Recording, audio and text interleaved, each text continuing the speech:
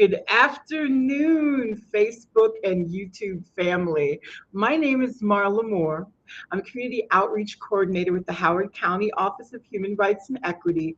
It is our distinct pleasure to host this virtual conversation with parents who are raising families in a way that prioritizes humanity and creates a safe, loving environment for LGBTQIA plus humans.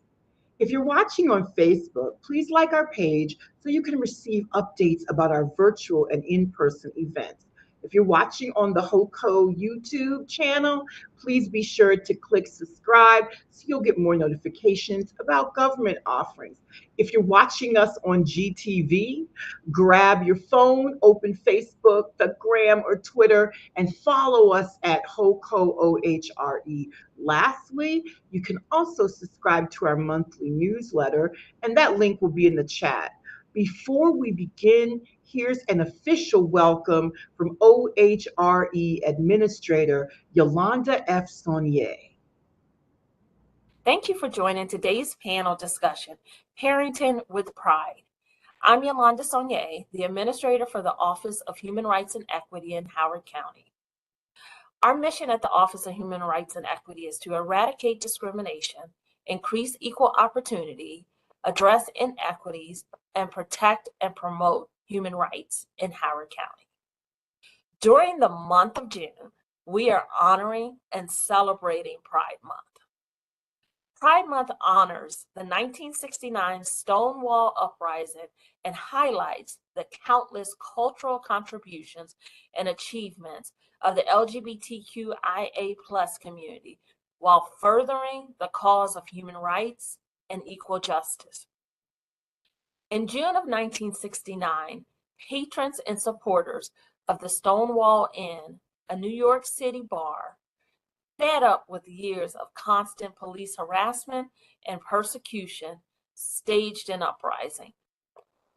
Transgender woman and activist Marsha P. Johnson hurled the first brick of resistance into the fray and thus began a movement.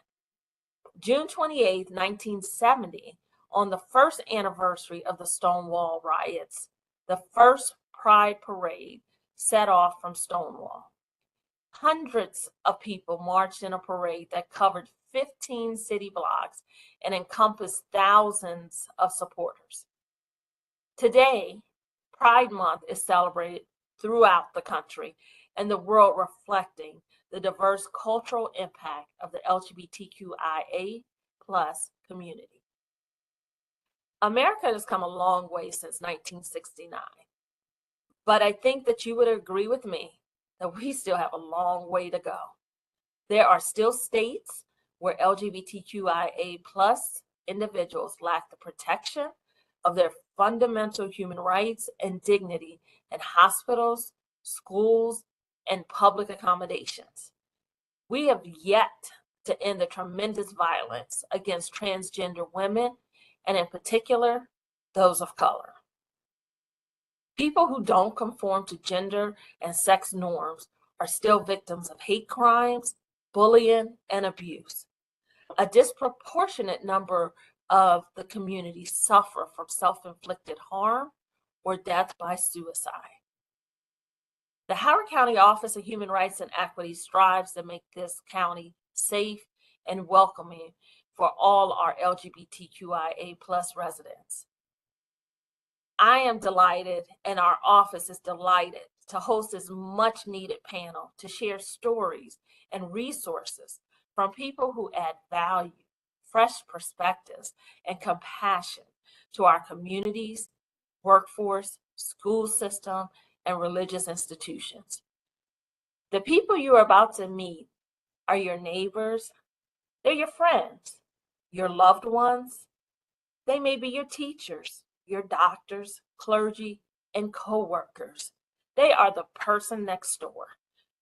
So it's important as we stand here today to celebrate the LGBTQIA+ community, not just tolerate, but we have to stand up and stand alongside our fellow residents all year round. I'm so appreciative that you attended today. And again, thank you. Thank you so much for that warm welcome, Yolanda F. Saunier. And now, without further ado, I'd like to introduce our panel. So we'll start with Dr. Riley. Hello. Thank you so much. I'm so honored to be speaking with you all today. I'm a pediatrician at the Pediatric Center. Have been married for 29 years. I have two daughters, one who's 23 and one who's 20. My younger daughter is actually also part of the LGBTQIA+ community.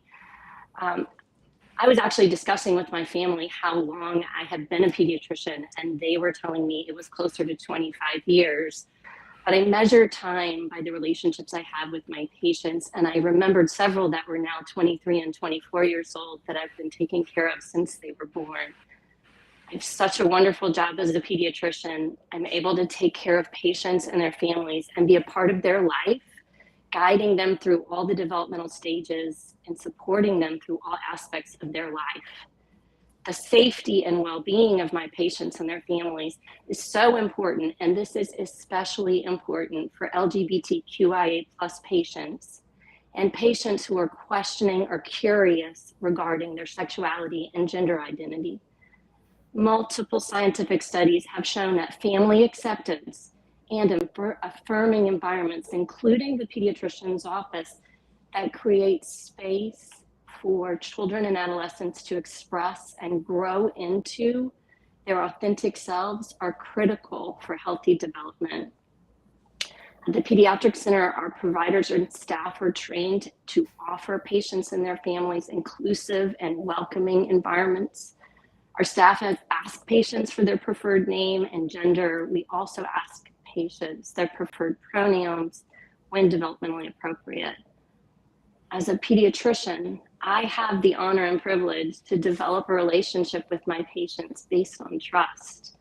And part of this relationship involves asking patients about their sexuality and gender identity.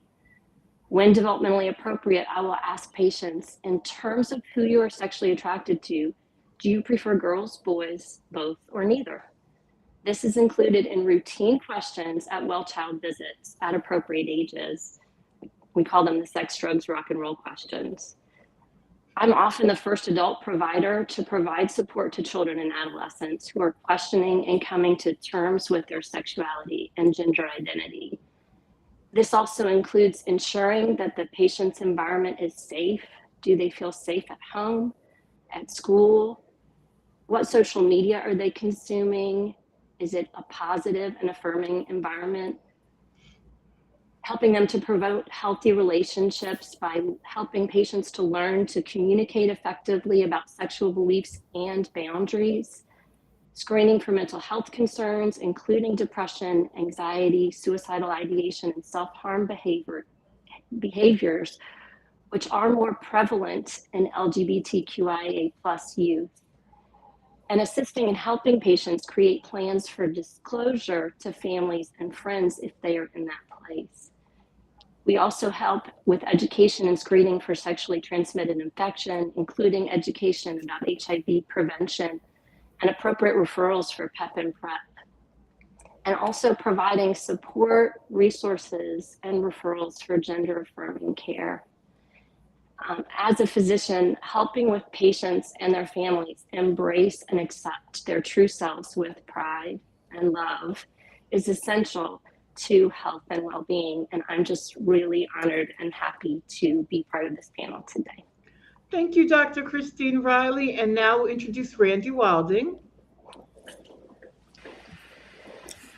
Good afternoon, everyone. Dr. Riley, thank you. I wasn't expecting to get emotional when I was listening to that, but I did because I saw myself as a young man struggling, going through the feelings and being a cisgender gay white man and coming out into an environment that was not accepting and not having a pediatrician or a doctor that was welcoming. So, so thank you on behalf of everyone that you serve. Thank you. And I am so proud to have that you've been part of our life for so long. Dr. Riley is our pediatrician at the Pediatric Center in Ellicott City. And my husband and I, when we came to Columbia 21 years ago, the first thing that we had to do, because we were adopting an infant, was to find a pediatrician, because when you're adopting, you don't know exactly when your placement is coming. So you have to get everything taken care of in advance. So we were nervous. We didn't know what we were walking into. We knew that Dr. Riley was a board certified pediatrician, but we didn't know if she was going to be receptive of two men, young men in their early 20s at the time. That's how long it's been. Trying to adopt a child. So from the bottom of my heart, thank you. I know that wasn't going to be part of my introduction, but that's how I'm feeling right now. The love that we received also as PFLAG family, from the very start to young people, newlyweds, I would say, who wanted to adopt children. We went to the adoption seminar that PFLAG Howard County hosted. So our family began that night, really, when we were connected with the agency, and that wouldn't have happened. A friendly agency, that wouldn't have happened had we not been in contact with the PFLAG family. So these are all foundational aspects of our lives, and the relationships that we continue to have had such a profound impact on not just us as parents now, but now bringing children and raising healthy young people, emotionally, physically healthy young people into both of them are boys, into men, and it's an honor to do it here. My name is Randy Wilding, and I am the Chief Operating Officer of the Doxy Bracey Center for Human Reconciliation. I am, as I said, a cisgender white man. I'm a feminist. I'm a lot of things, but most importantly, I am the proud papa to two beautiful adopted African-American children who are now going into and are already in teenagehood. Thank you. Thank you so much for sharing your story, Randy. And now we're going to go to Katie Sullivan. Hi, everyone. It's really a pleasure to be here with you today. My name's Katie Sullivan. I live in Catonsville and work as a research librarian at the University of Maryland in Baltimore County. I am a divorced mom of one child, a 17-year-old transgender son. My son came out to me at 13 and has been socially transitioned at that time, and has been medically transitioning as well. I've been active in Howard County PFLAG for about 4 years, and that organization has just been instrumental in helping me and my family overall through the changes in our lives. Okay, now we'll take it to Jill Joubert. Hi, I'm Jill Joubert. I'm the Director of Innovation Center Client Services for Howard County's Maryland Innovation Center. I'm married for 38 years. We have 3 children. Our 2 sons are both gay. Our oldest son just got married last year, so we were really excited about that and can't wait for them to start a family. He also started the first GSA for Long Reach High School. My daughter and her husband have our only grandchild, and they are raising him to be gender fluid, I guess you would say. They accept everything that he presents to them, whether he wants sparkles on his face, pink Crocs. They're just embracing it and let him be his perfect self, which is really awesome. Let's see. My kids are 30, 33, and 36, and we're empty nesters now. So we're just trying to pass along any experience that we can. Thank you. And let's take it to Sandy Gold Rains. Hello, everyone. I'm Sandy Gold Rains. I live in Reisterstown. I'm married with two sons, 26-year-old cisgender heterosexual male who lives in Massachusetts, and a 23-year-old transgender male who transitioned, who came out to us about 5.5, almost 6 years ago. I also started immediately with PFLAG, a referral from another friend who, the same day Elliot came out to us, I found out this friend had a transgender child. It was long distance, so immediately said, join PFLAG. And it was the most wonderful resource for all of us. We still have many friends and we're still involved with it. In fact, my son is helping out with the kids group. We go to the Baltimore County chapter, which is part of the Howard County chapter, but the Baltimore County group. I'm also an incoming board member with Marilyn Glisson that I hope to be involved with for the next few years.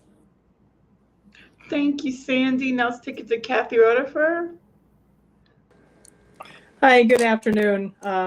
As Marla said, my name is Kathy Rutherford. My partner and I, my spouse and I, created our family through adoption, and we have two African-American daughters, ages 18 and 21, who were placed with us when they were 2 weeks and 7 weeks, respectively. My partner and I have been together for 29 years and married in 2008, much to the delight of both of our children, who were young at the time. I never realized how much marriage equality would mean to our kids, but when at one point, when our youngest daughter was asked in school one of the best days of her life, she listed the day that we married. Wow. So I think that was really significant. And again, we had no idea how important it would be for our kids to have our relationship affirmed and recognized the way the relationship of many of their friends had been. I am a career educator. I taught and was an instructional supervisor in Prince George's County Public Schools for 34 years and retired in 2012 because my kids needed me more than the school system. And I have been working part-time at the small Quaker school, the Friends Community School in College Park, where they both attended until they reached 8th grade. And for the last 10 years, I've been there, and I am retiring again now. Someone asked me if it was going to stick this time. I hope so. I think so. Both my girls are out of high school. Our youngest daughter just graduated this past Tuesday, and will be a freshman at the University of Maryland in the fall, and our older daughter will be a senior in the fall at the University of Maryland as well. Thank you. So now we'll take it to B. Borzo.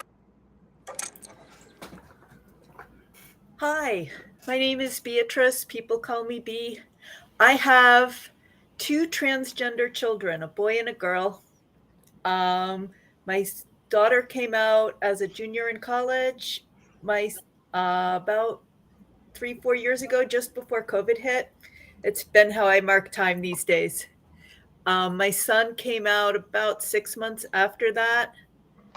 I can remember feeling isolated and alone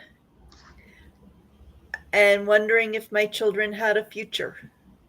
And happily, I found people involved with PFLAG and found out that they did have a future. And watching them grow into that future has been one of the blessings of these past few years.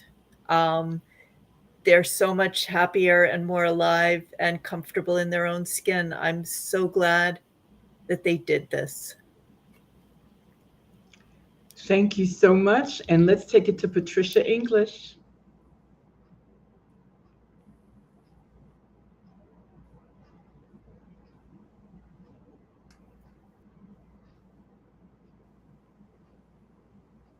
Good morning. Of a son came out when he was 10 years old. I found out via my mother, his grandmother, when he called me on the phone, told me he was bisexual, and hung up the phone. For a long time on his journey, a successful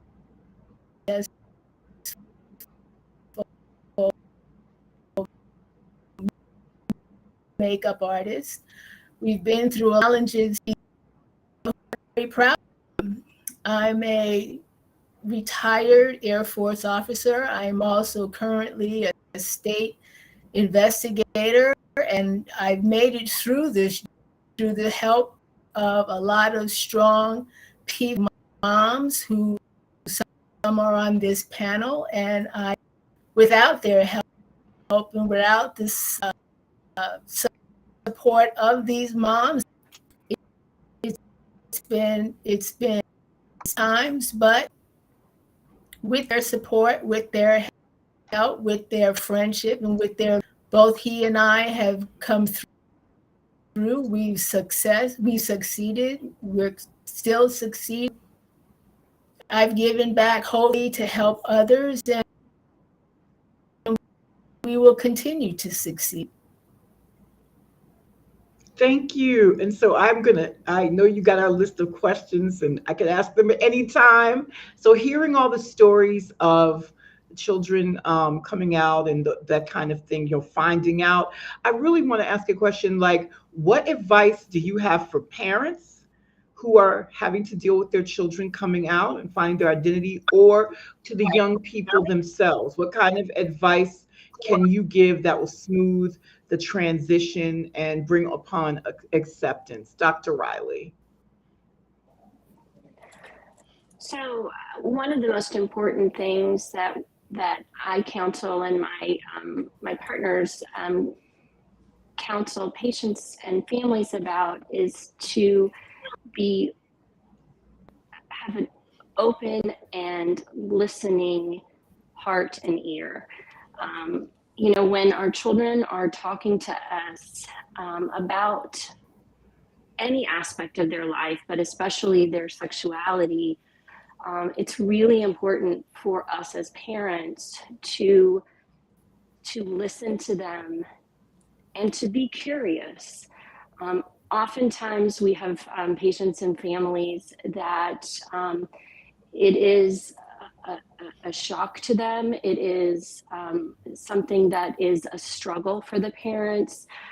However, this is their child, and we counsel them to first look at the love that they have for their child, the dreams that they have for their child in terms of developing into amazing, awesome humans.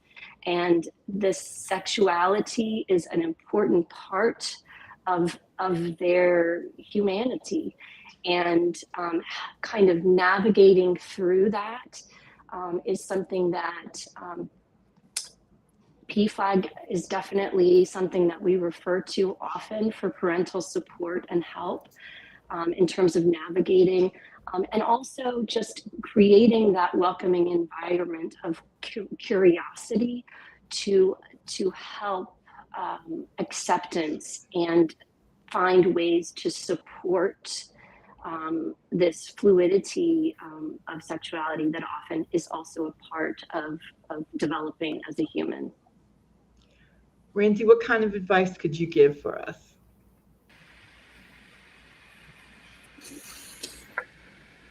So I would say a lot has probably changed in the long time since I came out. But I know what I remember feeling as a young person was being isolated. And that, unfortunately, I don't think that has changed, because even though there's more media coverage, there's more examples of healthy same-sex relationships. There's more visibility. That feeling of that something is different or challenging, or something that your peer group isn't necessarily facing, I think that remains. And so trying to understand that, where you've got so much to work out inside you, that having that comfort space, that open space, counseling, peer counseling, professional counseling, all of those things should be, if possible, deployed as help for both the families, but also for the child. Katie. I think that if you're a parent and you're struggling with what your child has shared with you, I think that's often tied to a sense of loss, a loss of kind of what you imagined your child's future to be, a loss of who you think your child is. And that's tied into sometimes fear as well, fear for their safety, fear for their acceptance, fear for your acceptance. I think there's a piece of that too within your community. And though I think there's some validity to some of these feelings, it's really important to keep those somewhat separate from your child, to not add to the burden of what your child is already experiencing. You're going through your own journey with this, but you can get support in different ways with your child to try to be as present, supportive, and listening as you can be. And in the end, you are not losing your child. You're not losing who your child was. You're just learning more about them. They're sharing themselves with you, which is really a gift. And they're being so very vulnerable with you at a time when they're most vulnerable. And so we have to really acknowledge that their safety with you is important in terms of how they feel. And in time and accepting your child, you help establish a new future for them, a better future, because they're able to be who they really need to be. And they feel loved and supported, and you can be part of that process. And getting to know families who are a little bit further along in the journey can really help you see that future exists. Because I think in our most vulnerable times as parents, we don't necessarily know that that's true. We don't believe that that's true.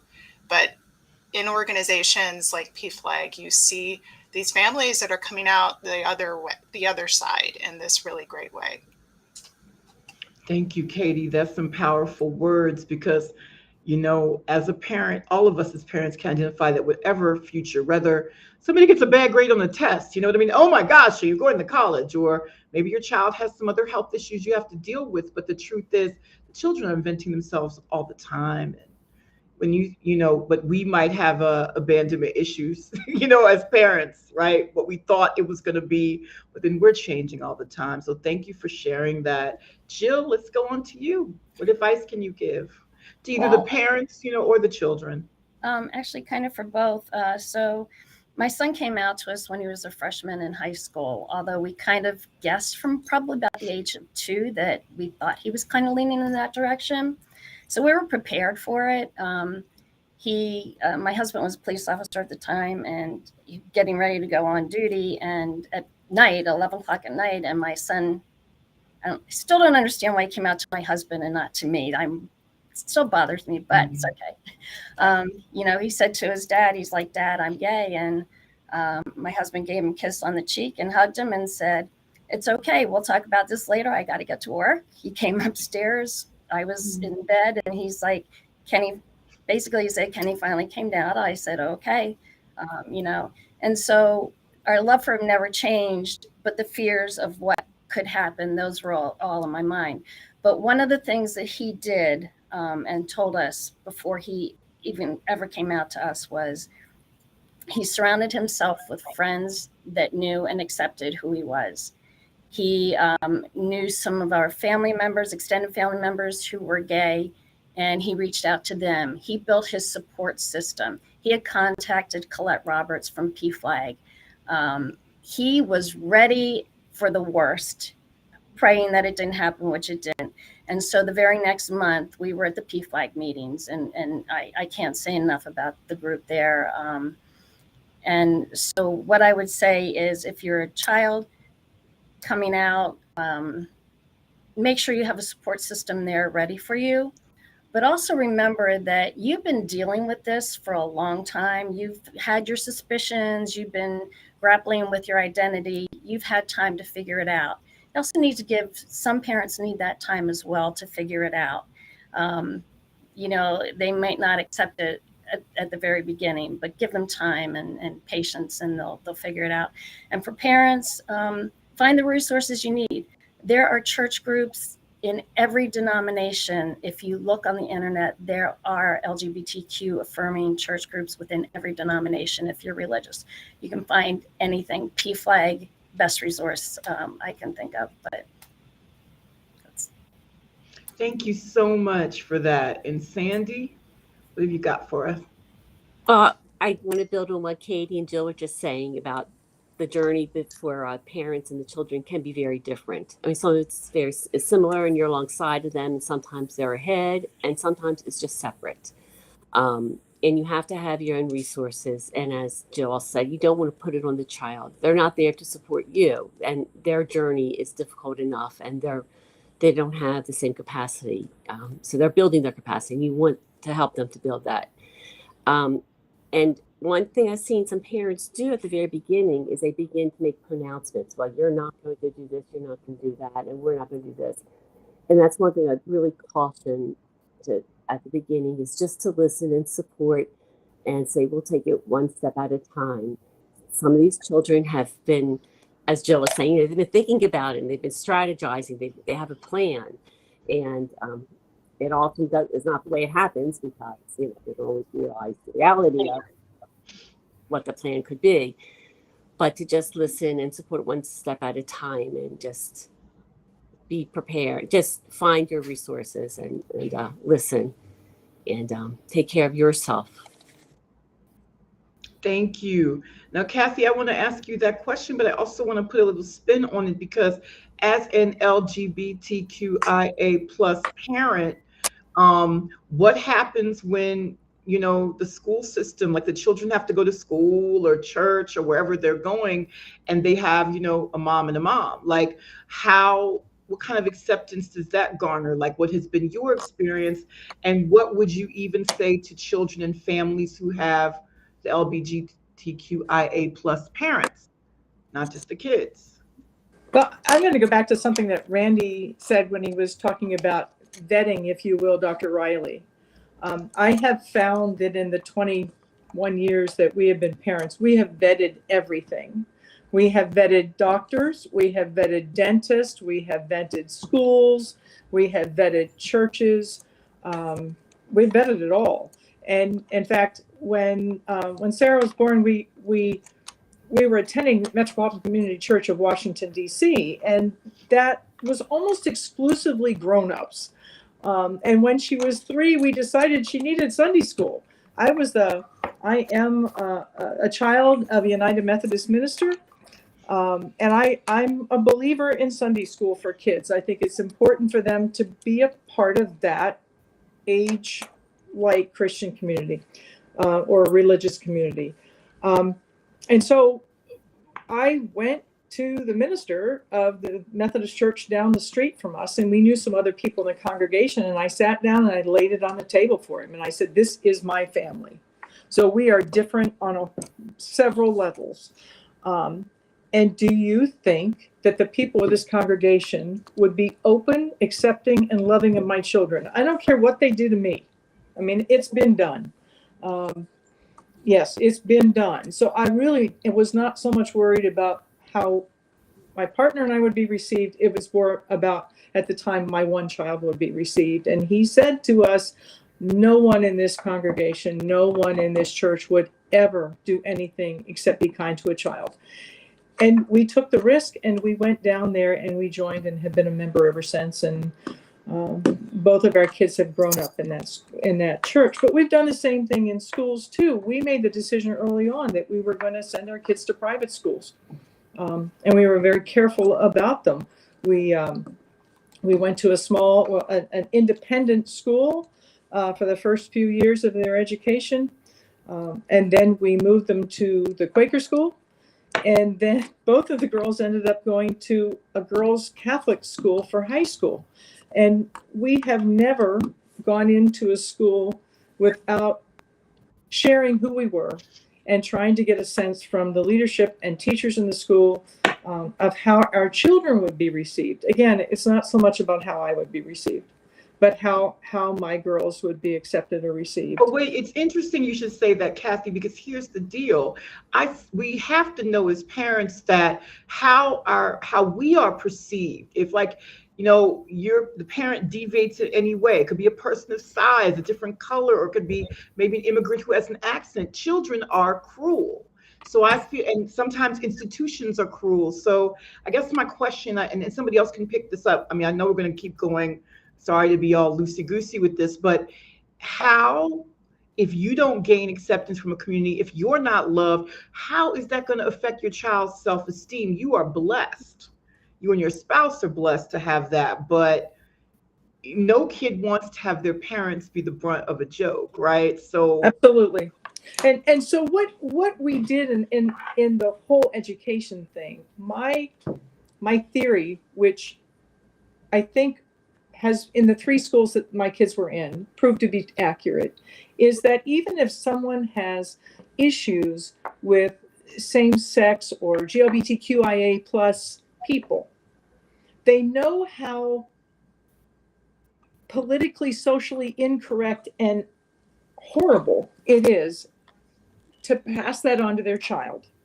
And in a private school setting, you've got, I think, this is terrible. It's a bias, I guess, on my part, and wrongly so, because there are wonderful parents and families in every educational setting. But I believed that there would be more people that had that same opinion, that they were more worldly, more educated, more open-minded. And even if they didn't understand, they knew how absolutely unacceptable it is to try to teach their kids hate and distrust and biases. So that's what we were banking on. Is that the only place we could have found them? No, but 22 years ago, when our kids were born and growing up, I think that there's more acceptance in the public schools now. There are more groups, there are more LGBTQIA plus groups of students in the buildings. There are more teachers that are open in the buildings.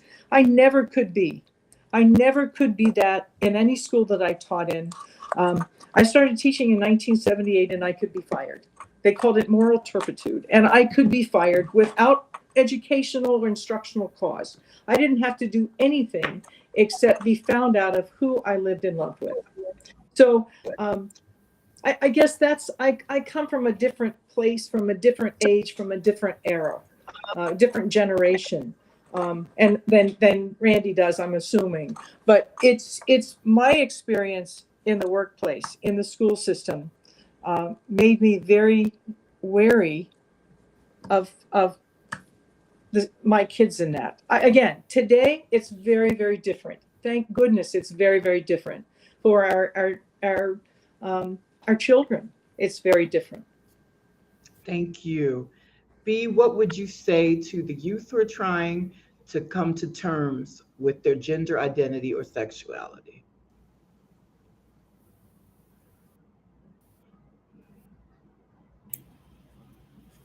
That life is better when you're standing in your own self instead of trying to be someone else. Watching my children relax and seeing it now for having been relaxed, they're more confident, they're happier, their friendships have always been strong, and that's been helpful for them.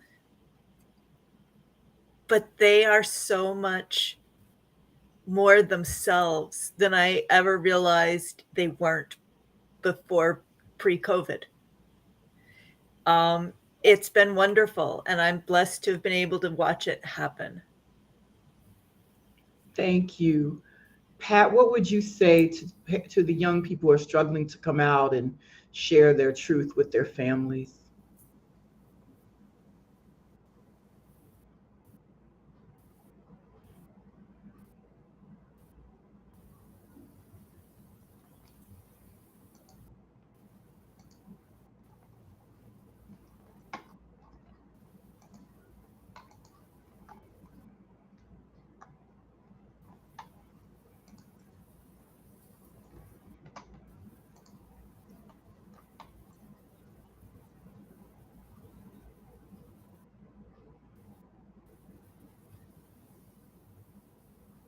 Pat, can you hear me? I know there's a delay with you. I can hear you now. I can hear you now. Okay, so the question was, what advice do you have?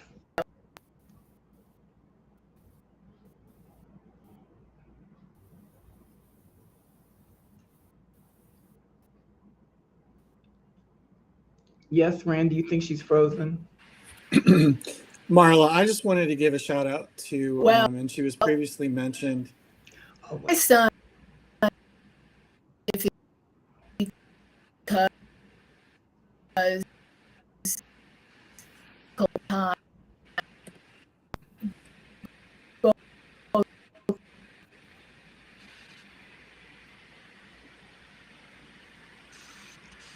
Pat, we're going to have to come back to you because you're frozen. You might want to turn your video off and try again. Turn off the video. Randy, what were you saying? I was just going to say that I wanted to make sure to recognize Colette Roberts, June Horner, and Judy Gaver. Colette and Pat, from if I'm thinking about the mothers, my four mothers of PFLAG, Pat is one of them.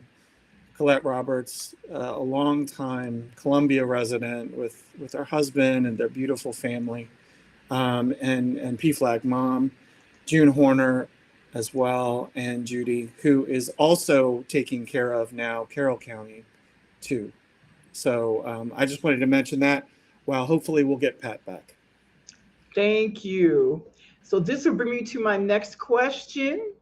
Why is it important to have representation of the LGBTQIA plus community in print media? Because they even have, families represented in children's books, on programming.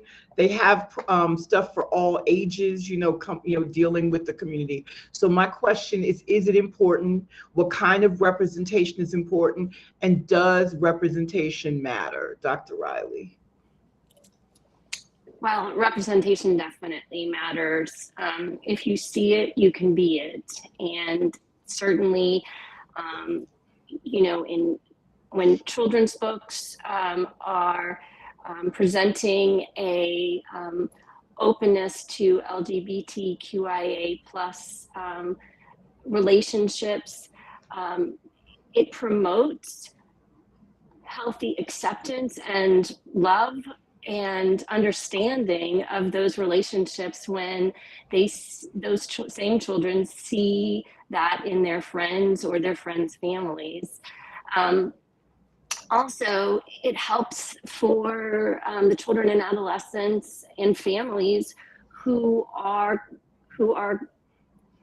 coming to terms and on the journey of understanding their sexuality and sexual identity to understand that this is not a mental illness. This is not a pathology. This is a joy. This is a wonderful aspect of their humanness. And being able to see examples of that in media, in books, in social media, can really help to bring understanding for youth and families. What do you think about that, Randy?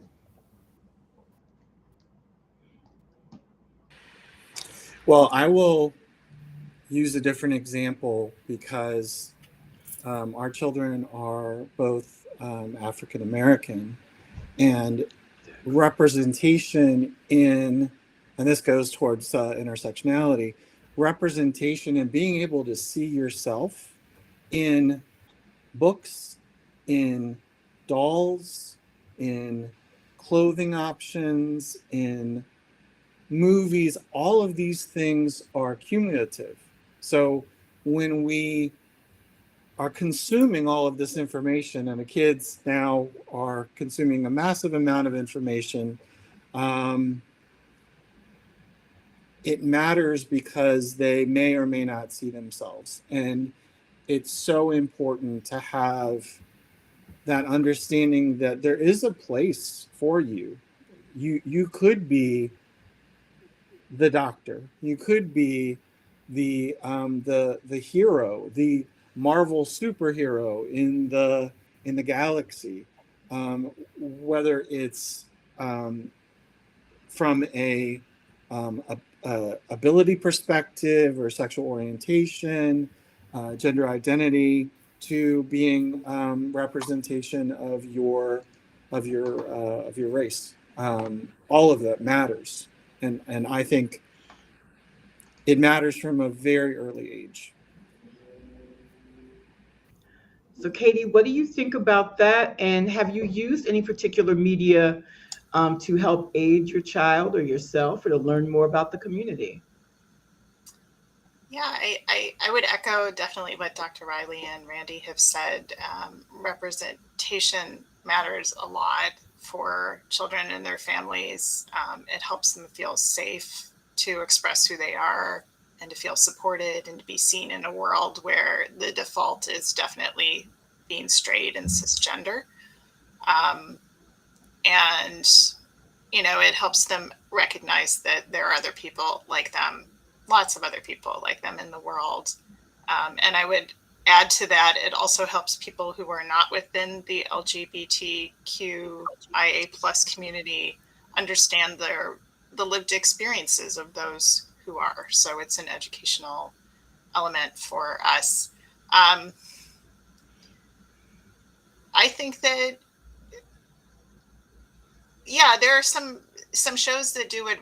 Thinking about shows and books, there are lots of options out there, and depending on maybe where the age of your child, you know, it can help to have resources that are maybe representing them at that time period, both for you and for them. The various organizations we've talked about, like PFLAG, like the Human Rights Campaign, GLSEN, have really good resource lists of books and films and television and things like that, that I would just encourage people to look at. Often at public libraries, they have displays and they can help you navigate the resources that they have as well. So yeah, I guess that's what I would say to that. Well, yeah, Jill, it's really interesting because I know a parent of a young child who there was a book in the library about a little girl wanting to give this girl, she had a crush on a Valentine. I think the little girl was like 8 years old. And my friend was like, I don't know if I should let my child read that book. And I was like, but it's a book about a girl who's giving a Valentine to love. It's not like it's not like, Are You There, God, It's Me, Margaret? I know you all remember that book. Okay. It's not talking about, even moving forward with your crush. So my question is, like, for parents who are afraid, let's put it out there. If I show my kids this media, or if I normalize certain behavior, then I will be influencing my kids. What would you have to say about that? One of the things that stands out in my mind is when my son, granted my kids are older now, but when my son wanted to start the GSA at Long Reach, word got out. There was a meeting that we weren't supposed to know about, but we found out about it. I think Colette came with us. There was some press that got called in. My son gathered all of his supporters there. My husband and I were there. And there was one woman in particular, and I hope this doesn't offend anybody because I call her a Bible thumping woman. I mean, she was just, adamant that it was wrong to start a GSA, that they were trying to, convert their kids into being gay or lesbian, and, that whole hidden agenda. And my husband stood up and he said, when I was young, I knew who I was attracted to, and nothing would influence me in a different direction. So he's like, I truly believe if your child is gay, they are gay. They know who they're attracted to. So, I don't have any young kids. My grandson is in Arizona, so I don't see him much, but I know that he is presented with all kinds of books representing all kinds of relationships. And I think it's very healthy.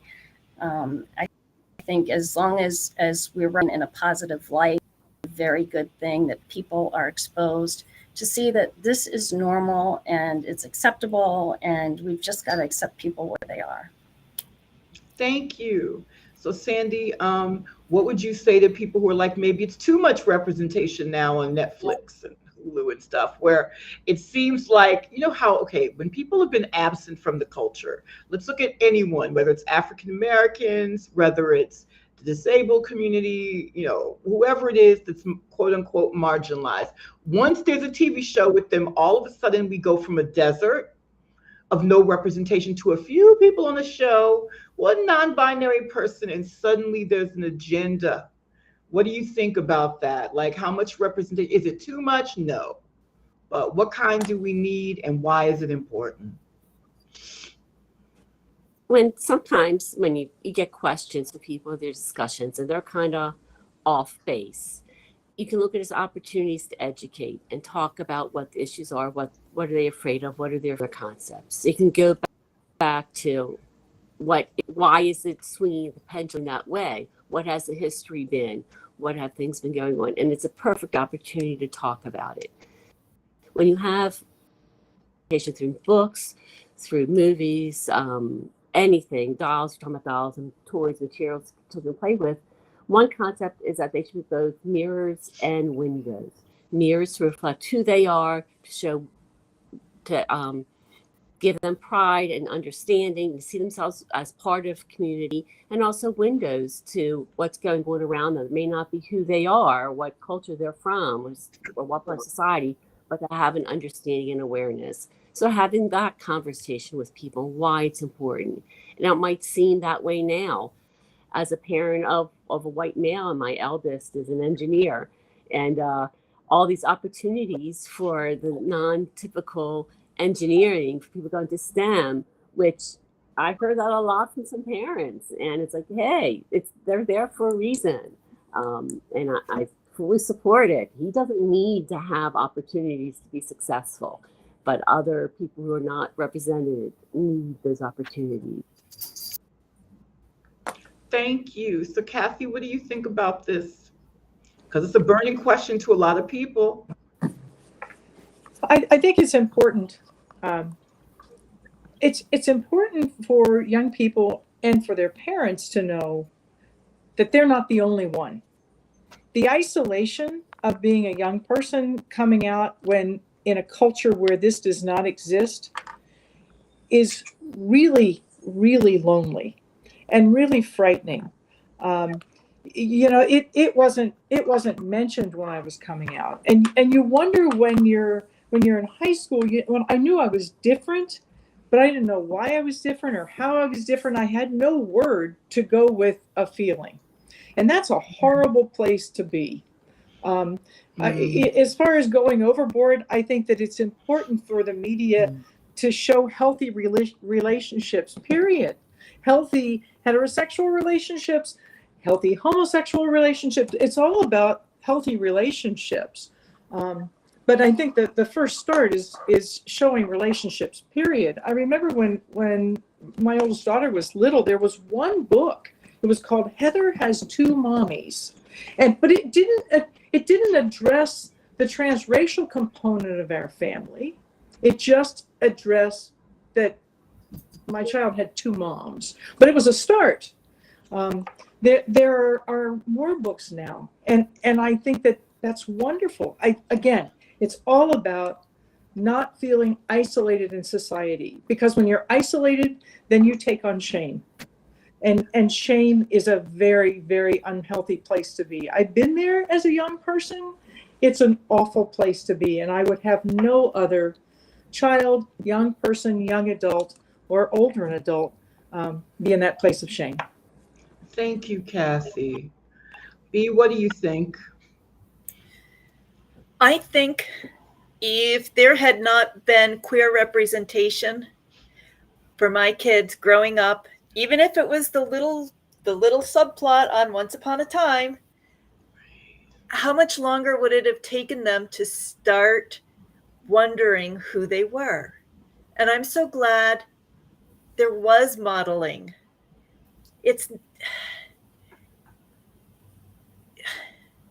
We need to see ourselves, and we don't realize that. I'm white. I'm cishet.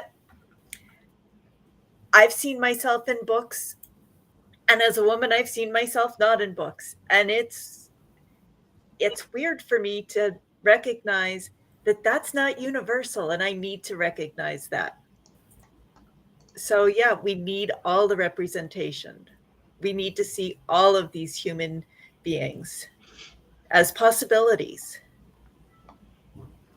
Thank you. Patricia, what do you think? You might want to turn off your camera because it looks like your Wi-Fi is still slow. Why does representation matter? I'm going to give her a second.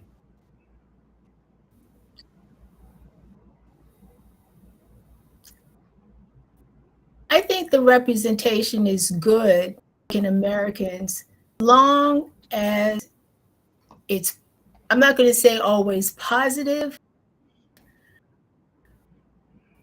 but this may be kind of African Americans in the public, they're negative slang.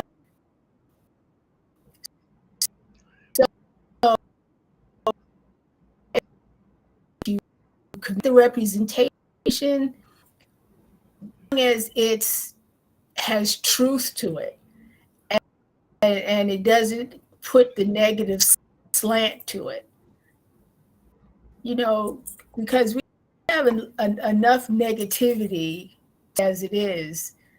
As the truth is there, I have no problem with it. Thanks. Yes. Just be honest with it. And then it comes to the question of who defines truth.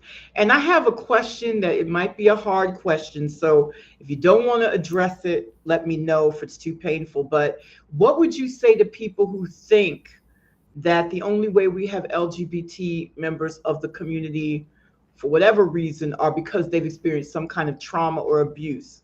Because, this comes to the same thing of like, love the sinner, hate the sin. Somebody can make somebody gay or whatever.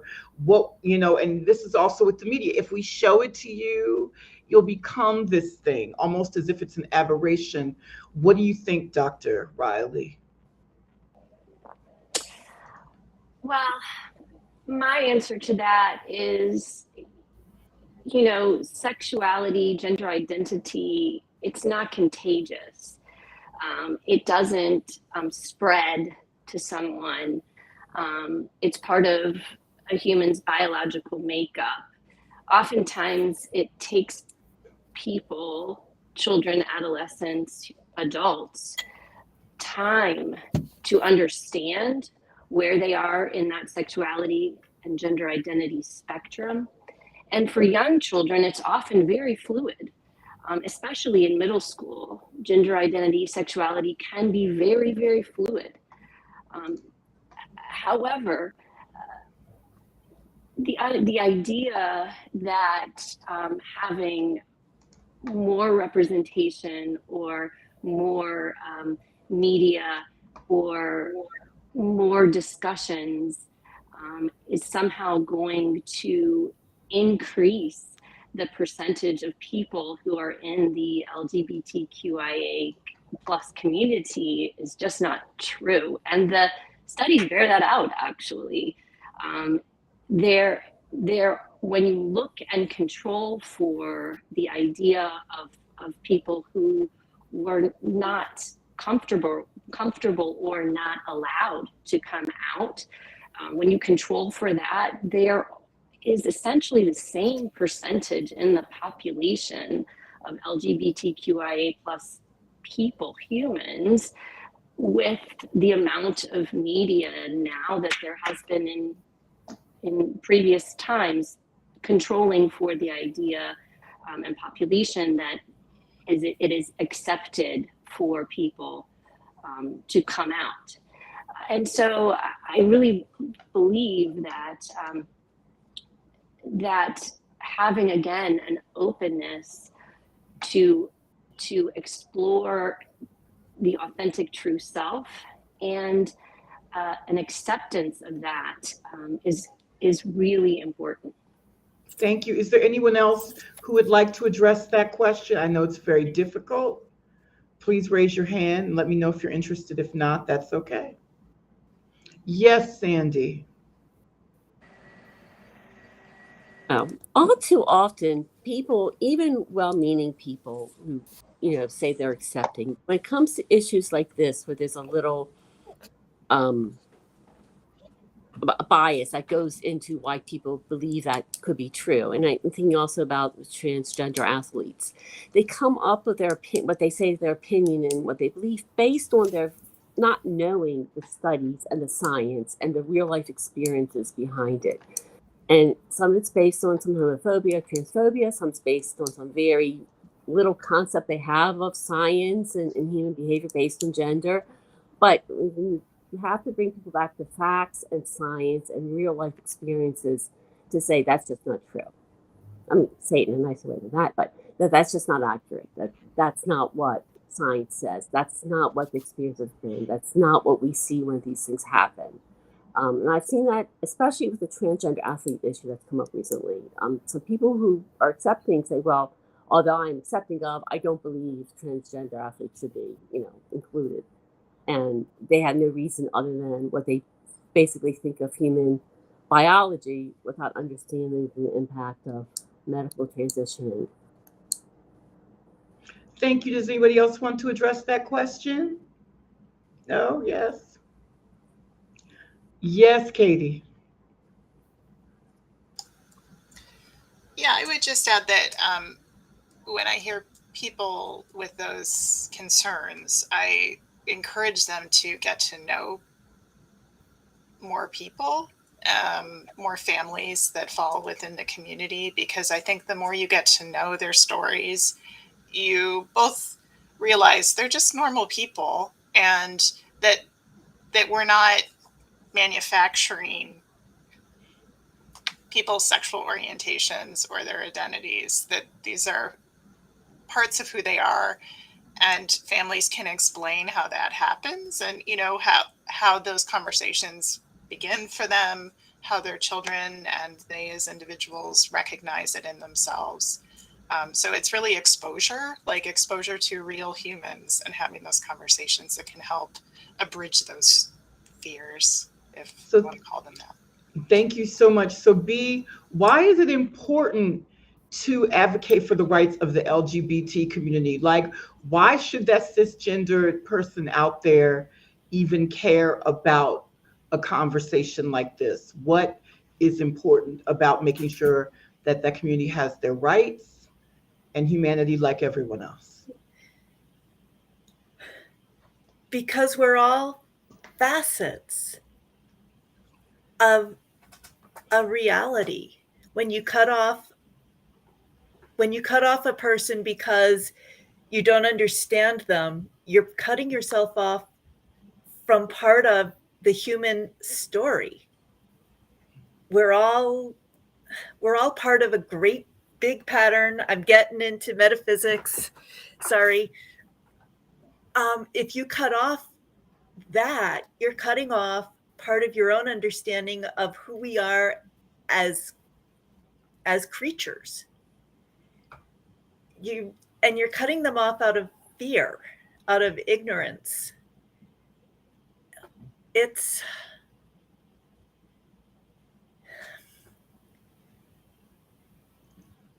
cutting your nose to spite your face. And when you see someone different, that gives you an opportunity to learn more about what creation is. If we were all the same, how boring would it be? Peanut butter sandwiches on white bread all the time with applesauce? It's absurd, but it's what we're setting ourselves up for if we can't allow something different. Thank you. Pat, are you with us? What do you think? Why is it important to protect the rights to learn the stories, to advocate for the LGBTQIA plus community? I agree. Story.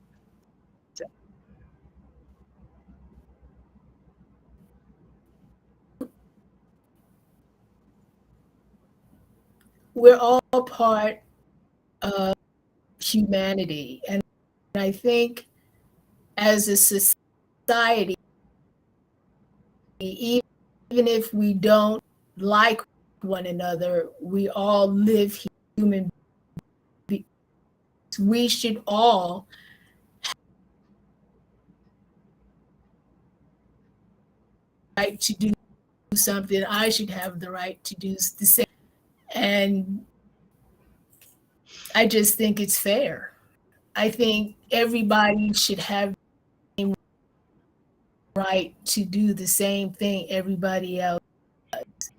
And that's just, nobody should be below one another. Thank you. Kathy?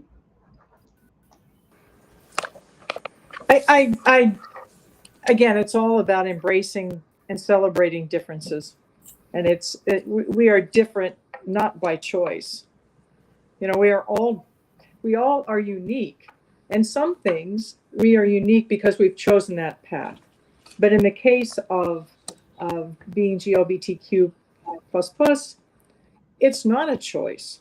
And I've said to people many, many times, who would have chosen this? Who would have chosen this? To embark on a path that could alienate you or have you cut off from friends and families and careers, denied rights, get beat up on the street corner when you're walking downtown minding your own business just because of the group of people that you were with. No one would have chosen this. It's not an attention-seeking thing. It's not something that a young person wakes up in the morning and say, I think I'm going to throw myself into turmoil and take other people with me because they're confused by it. No one would choose that. And this is all about just respecting and advocating for the rights of people who are different. And is there nothing else that we should be doing? If not that, what is our purpose? Thank you. Sandy?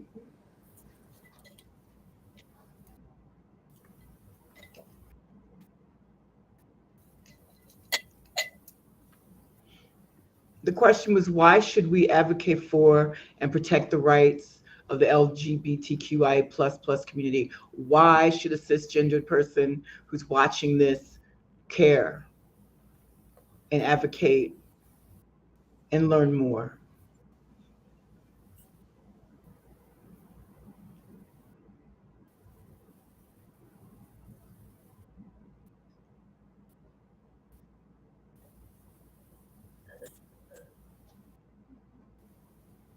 I'll take it to Jill. Sandy, you seem to be frozen. Jill? Okay, just real quickly, I had a conversation with a coworker at one point when my son first came out, And she was very much against gay relationships. And I basically said to her, how would you like it if I told you who you could love, who you couldn't love? My son has every right to love the person that he wants to love. We can't tell them otherwise. So it's just, nobody has the right to tell you that you can't be with that person that you want to love. To me, that's love is the strongest reason to fight for this. Thank you. Katie? Lots of common themes to what other folks have said, but I would add that even if you don't have someone in your immediate circle that has openly identified with you as being part of this community, in your extended circle, you probably do. This is individuals cross all lines, socioeconomic and race and religion. They're part of these communities.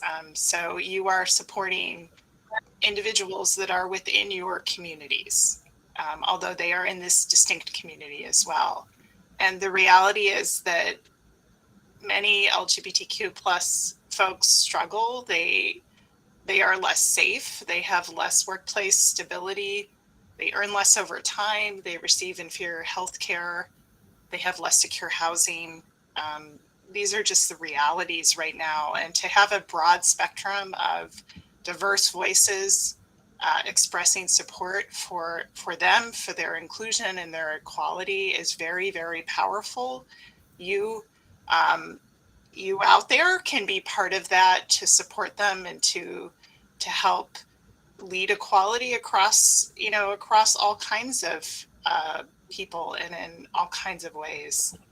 So being an ally outside of a marginalized community is very impactful, and you can be part of that. Thank you. Dr. Riley? I would echo what everyone has said here. And I don't remember the children's book off the top of my head. It has escaped me, but there's a children's book where one person is trying to yell to make change.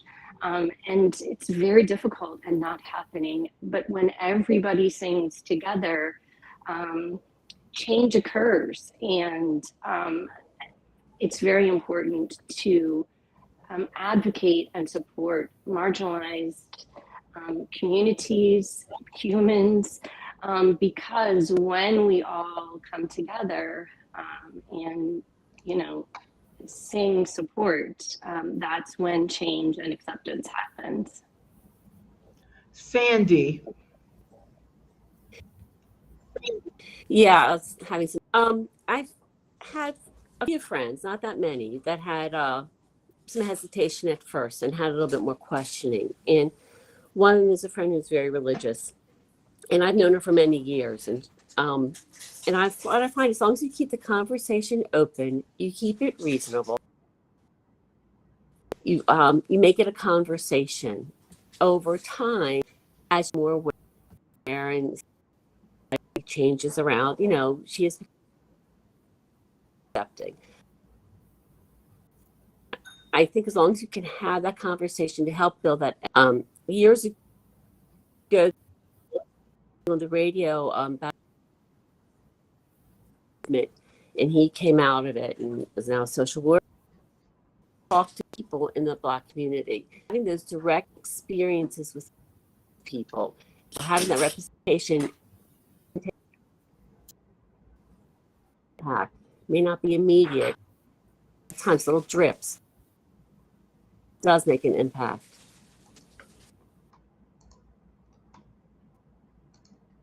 Thank you. So as we're about to close soon, I know we touched on a lot of stuff.